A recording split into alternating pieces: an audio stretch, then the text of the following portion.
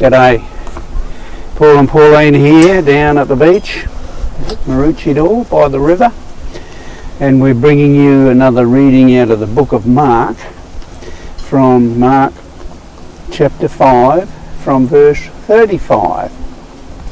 And Pauline will read the story. While Jesus was still speaking, some people came from the house of Jairus, the synagogue leader. "Your daughter is dead," they said. "Why bother the teacher anymore?" Overhearing what they said, Jesus told him, "Don't be afraid, just believe." He did not let anyone follow him except Peter, James and John, the brother of James. When they came to the home of the synagogue leader, Jesus saw a commotion with people crying and wailing loudly.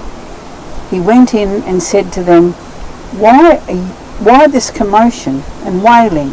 The child is not dead, but just asleep." But they laughed at him.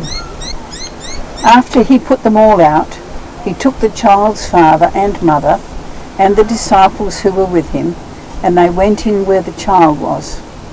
He took her by the hand and said to her, "Talitha, koum," which means, "Little girl, I say to you, get up."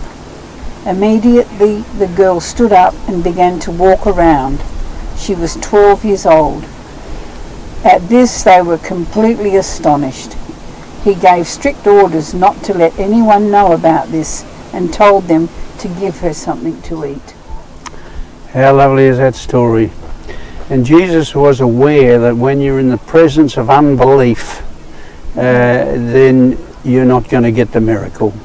So he asked all the other people to stay outside, and he just went with those who had the faith. Faith comes from hearing, and hearing the word of God. So as we hear the word of God through these stories, we should be building our faith and trusting more in what God has to offer for us. So that's our little reading from the beach today. You get into his word and let his word get into you. See you later.